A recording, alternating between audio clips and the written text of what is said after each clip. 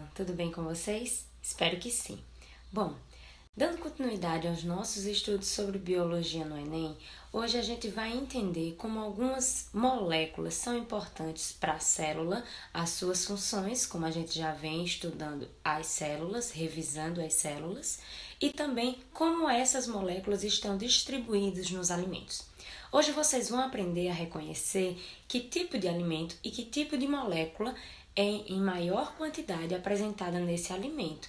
Assim, será fácil para vocês resolverem algumas questões que podem cair no Enem sobre esta temática. Para ficar melhor para vocês, eu coloquei aqui hoje na minha cozinha exemplos de moléculas inorgânicas. Nós temos aqui a água, o sal e outros tipos de compostos que possuem sais minerais. Quando nós falamos sais minerais, é nada mais do que todos aqueles elementos químicos que fazem parte da composição e da estrutura dos seres vivos.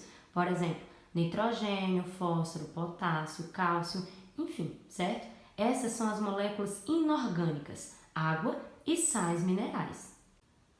Já os carboidratos são o primeiro grupo de moléculas orgânicas que possuem carbono na sua composição.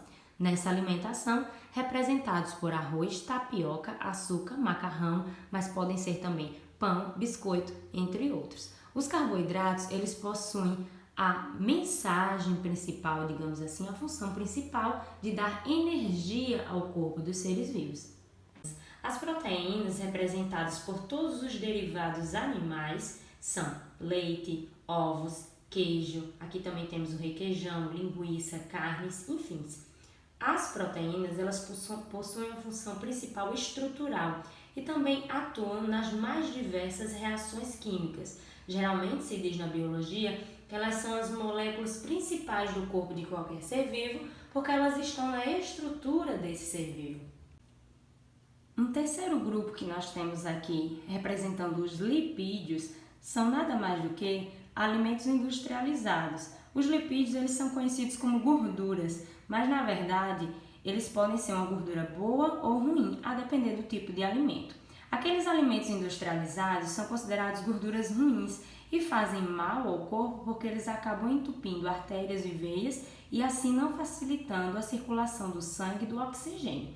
Já as gorduras boas, como por exemplo o HDL, que é o colesterol bom, eles são exemplificados porque eles atuam na regulação da temperatura do corpo, facilitando com que haja uma proteção também contra choques mecânicos, ou seja, uma queda. Outro grupo muito importante também são as vitaminas, representadas, por exemplo, pelas frutas e também pelas verduras.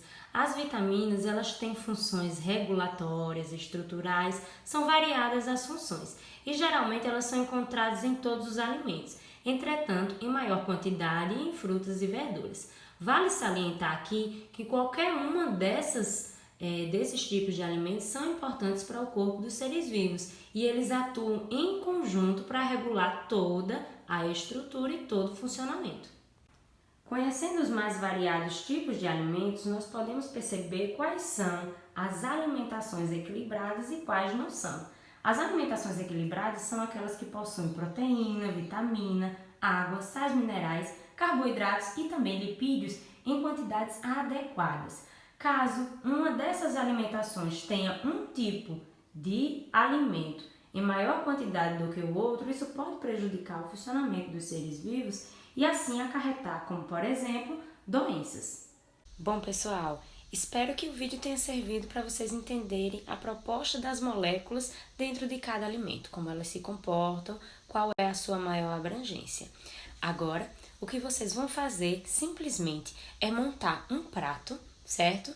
E dizer neste prato quais são os alimentos e quais as moléculas correspondentes. O que é carboidrato, proteína, vitamina, água, sais minerais, lipídios e afins, certo? E também qual é a função de cada um presente no seu prato. Tudo isso vocês vão registrar em fotografia, mandar aqui no grupo quando for solicitado e também registrar no diário de bordo essa atividade. Segue abaixo passo a passo.